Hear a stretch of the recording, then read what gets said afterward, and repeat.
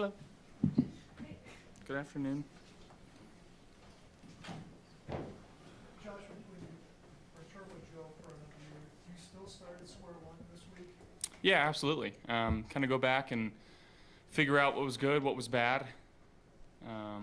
It's still going back and look at the film, and every year it just seems like I learn more, but there's still so much to learn, and that's the exciting part of going into these meetings and trying to break down my film and how I can be better for this football team. Had a lot of success in this offense, the offense in total last year. I think we're one of the first teams to have 30 passing, 30 rushing touchdowns. So a lot to build on, and we're trying to be that two-dimensional offense and, still continue to keep building on it. How long did you reflect on the Kansas City game? I mean, it's become, you've had to do it a few times. But this one in particular, because it was right there to take, how long did you reflect on it? Yeah, I mean, it'll still sit with me. A lot of shoulda, coulda, wouldas in that game, and that's why we play, is to be in those types of situations. And again, we're still fighting, still going to try to find a way to push through that, and whether it's them or whoever we got to play moving forward. But just use it as fuel and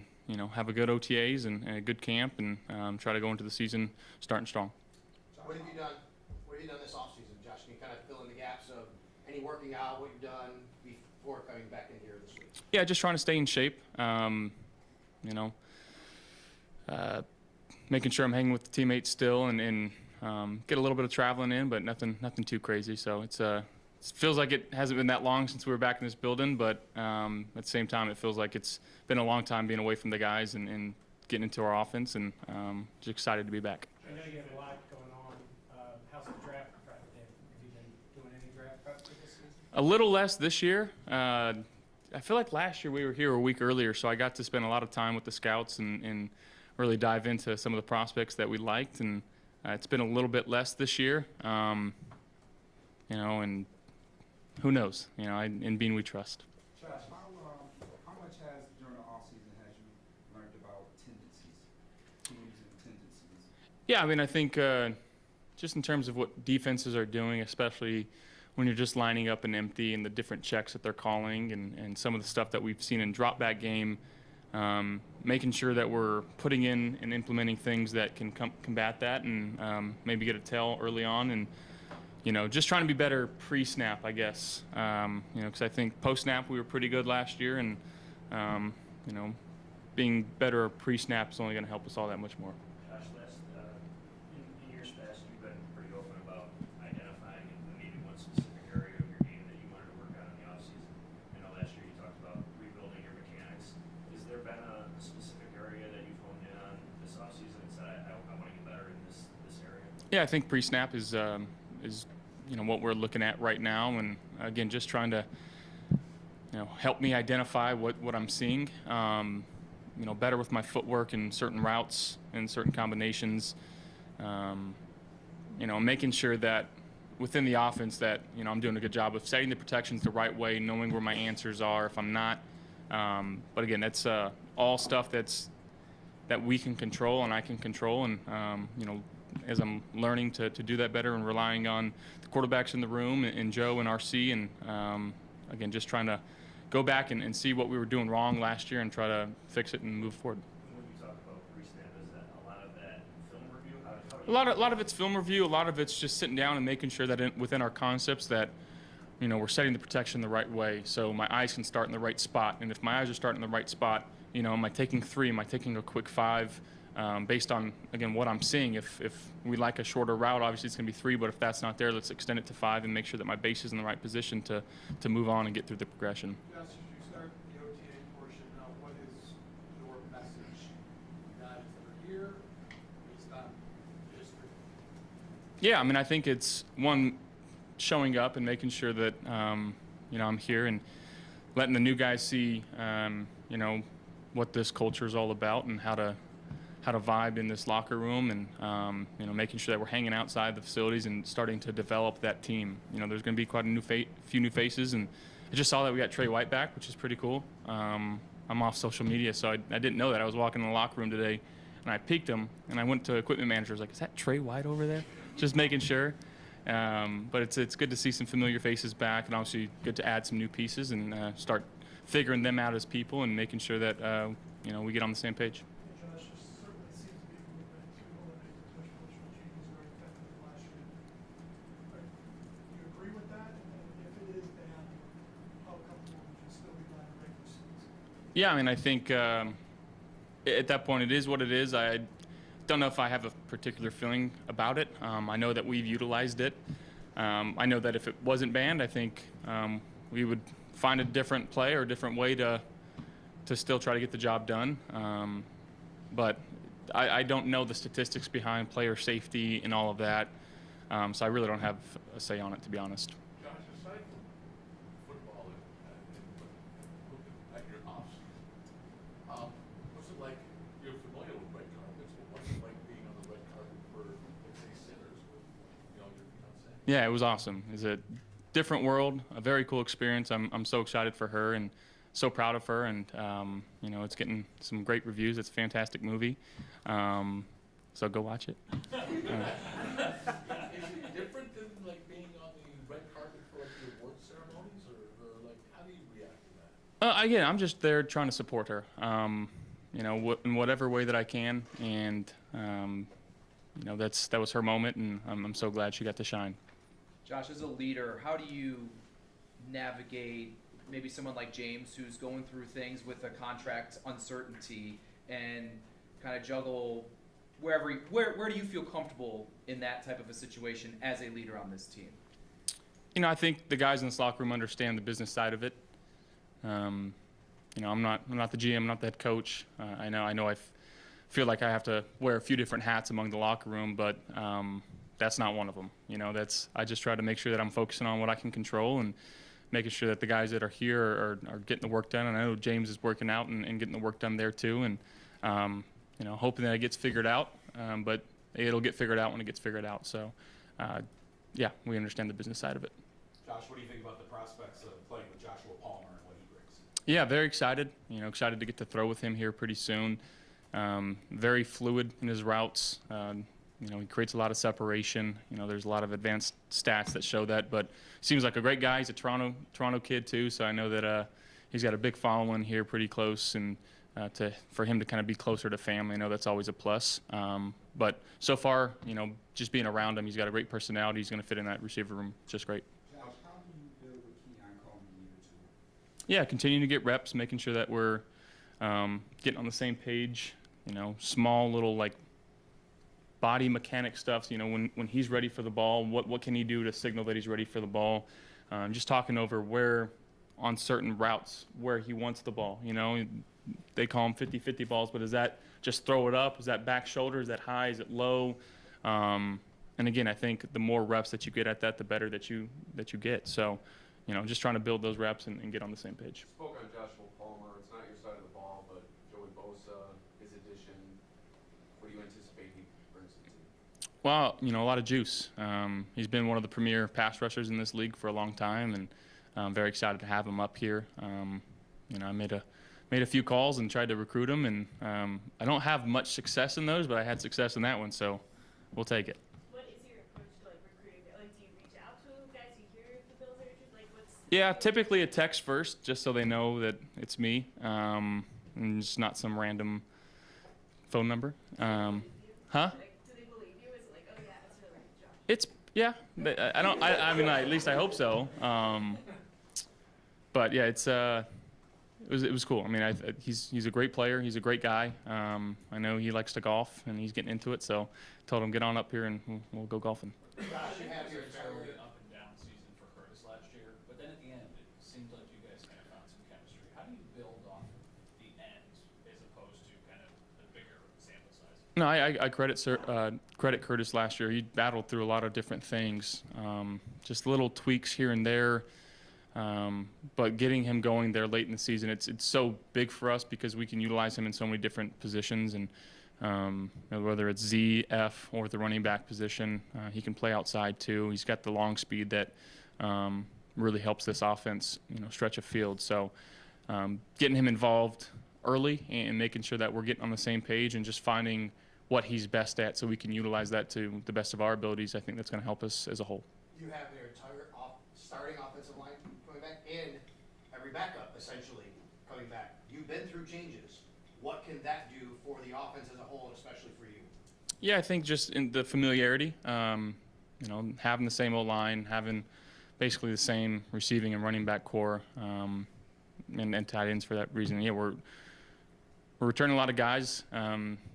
That helps when guys are fresh and understand, what Joe's trying to implement and what type of really mantra that everybody eats. And I think I have the hat on right now. That's not just a one-year thing. That's kind of what this offense is, and it's what it takes to be a good offense. And when you have guys that understand that and they know what to expect coming into it, and we can start to kind of hone in on the smaller details now, and that's the exciting part for us. How important was that to have established the everybody eats, mantra, and then, yeah, it was, and how much do you need that to be the identity knowing that it does work? Yeah, I think again, it's not just talk. Like it was proven last year, and when guys know that there's success and there's light at the end of the tunnel, and hey, I may need to run a clear out route here to get Khalil open, but I know the next play that Khalil's got the clear out route for me, he's gonna bust his tail to do it. And when you got guys that just buy in, that's when your offense can be pretty dangerous. Josh, you said you didn't even know that Trey White was on the team, so social media is probably not high on your list of things to follow these days. Correct. But last year at this time, receiver, that's what everybody's talking about. You win the MVP, now everybody's saying it doesn't matter who Josh's receivers are. He's the guy, all of them. It's going to be fine. How have things changed in a year for you in terms of your confidence in using your tools and this concept that you can do with whatever the Bills give you, you're going to be able to make it work?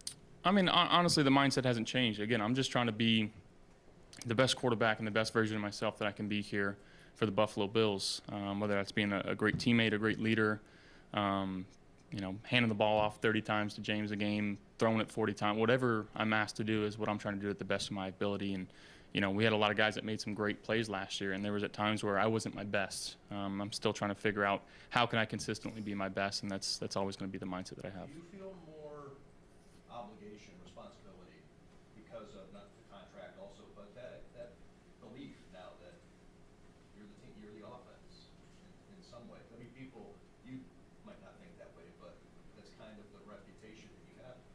Yeah, it takes 10 other guys on the field doing their job and their part too, and I'd put our 10 versus anybody else's 11 any day of the week.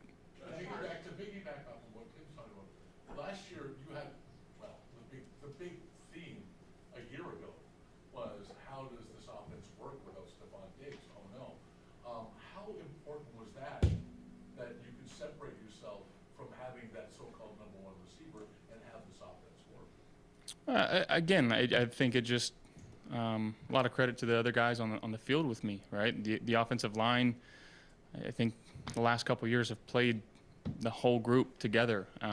We've been very fortunate in that manner, and again, just buying into what Joe's doing and trusting the coaching and trusting, the everybody eats mindset, and again, just doing our part to try to win football games. That's all we're trying to do here. What happened the first 2 days? You were asked earlier about Keon. Sean and Brandon after the season were both sort of upfront about saying that maybe coming back from the injury wasn't quite the same player as before. I'm curious, as a leader on the team, knowing that you guys need to rely on him as a young player, have you had any conversations with him? Have you thrown with him this offseason? Or how do you go about trying to maximize his talent as best you can?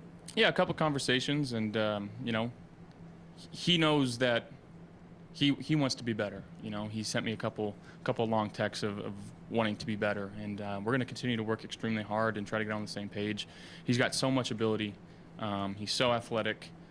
He's already put on some weight, and he's gotten a little bit stronger. So I'm excited to see his progression, and he's still so young, right? Like I think he's 21 right now, right? Like he's still got a long ways to go in terms of learning the nuances of the wide receiver position, and having the guys in the room that we do. I think they can help him, and again, I'm so excited for his future because the ability that he has, it's off the charts. John, what happened the first 2 days under Will Greenberg been like for you guys?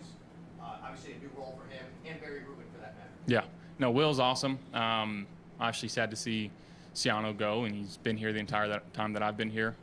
But Will, he's obviously got the youth on his side, and he's very hungry. He wants to do things the right way. He's so smart. He's very cerebral.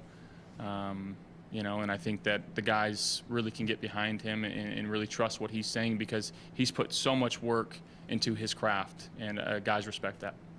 How has your relationship with RC grown since you got here and just having more time on task like that? Yeah, RC's awesome. He's the man. He just, again, another guy that on the staff that works extremely hard, cares about his craft, and coaches kind of have to sometimes toe the line of being one of the guys and being the coach. And I think he does such a great job of that and making sure that we're staying on task in that quarterback room. When you feel like you've been in the same system for 8 years, things can kind of become mundane and it's just the same things over and over and over again. But he keeps it fresh, he keeps it light, making sure that we're seeing and looking at new things, new trends around the league, what offenses are doing, and he's been awesome for us in this quarterback room. Talked about how you evolved as a leader over time. During this phase of the season or off-season, whatever we're calling it, is this more of a time to just be one of the guys, or is this more of a time to kind of establish yourself as? I mean, I think for the new guys to see me and how hard I work, and again, just the continual effort to get better and be better, and I think it's important for them to see that. But again, I'm just trying to be myself. I'm just trying to be as authentic as possible, and I'm not going to change who I am at this point. Hey Josh, a lot of quarterbacks at the combine mentioned this inspiration in Germany took them. How gratifying is it to hear that you're being a role model for them? That's pretty cool. I remember being in that spot, and to know where we're at now, it's pretty crazy. It's still surreal to me, and still get to play the game that I love and do it for a living, and it's the only thing I've ever wanted to do. So if I can be an inspiration, that's pretty cool. Josh, what do you remember about draft day 2018, that whole day before the Bills picked you? What are your remembrances or takeaways from the lead up to that? Yeah, just the unknown of what's going to happen. Is it going to be 1? Is it going to be 10? Is it going to be 32? Is it going to be past that? You go into it with an idea and a hope, but you honestly don't know what's going to happen. So yeah, I think the uncertainty of it, and it's crazy to look back at it now.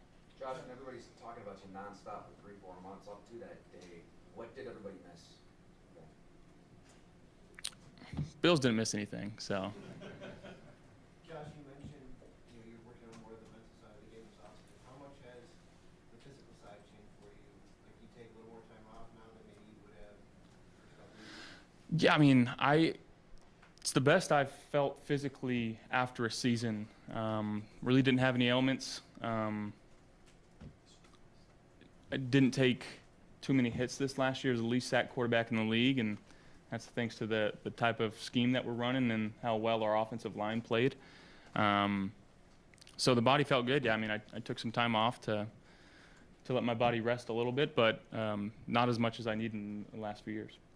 Is not being on social media as much like an intentional choice you're doing, and why? It's an intentional choice. Yeah, I think that I deleted it maybe 3 or 4 months ago, and leading up into the end of the season, didn't have it, and it's good to not see things. And now it is the tough part of I didn't know that Trey White was back on our team, and you miss some things that happen around the world, but there's also this kind of like ignorance is bliss type of mindset of like, when I look at my phone, I'm not just sitting there scrolling and scrolling. Sometimes I'm playing chess. Most of the time I'm playing chess on my phone. I'm still really bad at it, but I'm getting better. But yeah, just being more intentional with my time and where my focus is at. What do you think of all the NIL money that's being tossed around to these college players, in particular the quarterback position in college? Yeah, I mean, I don't hate that people are getting paid for what they're doing. I know that, NCAA made a lot of money for a long time off the backs of players, and so I'm not mad at it. I do think there should be some tweaks, and I feel like it's a free-for-all right now. But again, I couldn't tell you enough. I don't know enough about it to have an actual opinion. But I know it's pretty crazy, and there's been a lot of guys that have transferred out of Wyoming, which You know, I feel like the non-Power Fives are kind of junior colleges now, where these big schools are just coming and poaching everybody. So it's a different world now. I'm glad I kind of missed that. You know, with this new contract, two more up their NIL. That's very true. I probably could. I probably could. He's already spending it. Yeah, you want to help with me? Yeah. Josh, I know. One last thing about the everybody eats. Shakir had the most catches of yards last year. You don't know what Keon's gonna do or he's gonna do. If one of them really developed and it was working, is it still everybody eats if a player evolves into more of a number one choice and puts up bigger numbers? Does that change the dynamic of everybody eats? I don't think so. I mean, I think that we want to utilize our players to what they're best at, and that's a job for Joe and the staff. But again, within the progression, I'm just going to try to find the guy that's open and the guy that's winning on his route. And it's kind of as simple as that. If there's one guy that's winning more consistently than others, he's probably going to get the ball more than others. And it's not intentional, but that's just kind of how it works sometimes. But, you know, we're not going to throw it 50 times a game. We're also going to run it. We're going to ask that those receivers go and block and come down and grab a safety or get the edge and open it up for our running backs too. So, you know, they're not going to be just asked to go get open and catch the ball, and I think that still kind of embodies what we're talking about. Josh, you had probably had one of the best O-lines in the NFL. The best? The best, right? So you wasn't too much under pressure. So let's say, which gave you the most pressure? 4th and 5 versus Kansas City or Grandma on the red carpet? Grandma on the red carpet. That was put me on the spot there. Josh, I'm not sure the timing when you signed your extension with the other guys, or if we asked you about this, but just in general, when you see Khalil, Terrell, Greg, obviously, I'm forgetting somebody right now, Christian Yeah. did as well. Personally, from your perspective, to see those guys get rewarded, and then from a team standpoint, what it means to you. It means a lot. Homegrown talent, and of all those guys that you mentioned, they're here in the building right now still trying to get better and working with the team. So it speaks a lot about the volume of the character of those guys and, you know, the type of guys that we're bringing in this locker room. And that's a credit to the guys upstairs. Thank you, guys.